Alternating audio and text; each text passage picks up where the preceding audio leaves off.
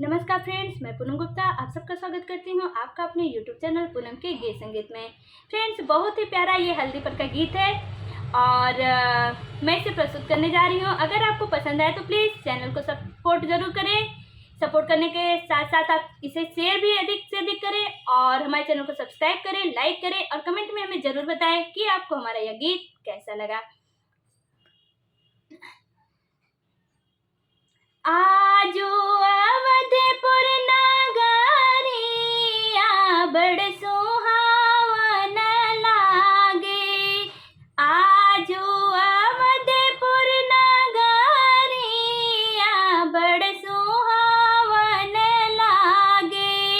सीता की चढ़ी लहरा दिया मन भावन लागे। सीता की चढ़ी लहरा दिया मन भावन लागे। आज अवधपुर नगरिया मन भावन लागे। सीता की चढ़ी लहरा दिया बड़ सुहावन लागे।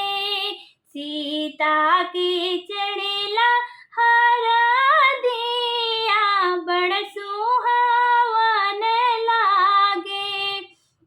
आज जौनपुर नगरिया बड़ सुहावन लागे।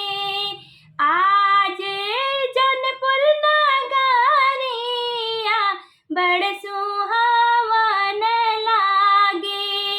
पूनम की चढ़ी लहरा दिया मन भावन लागे।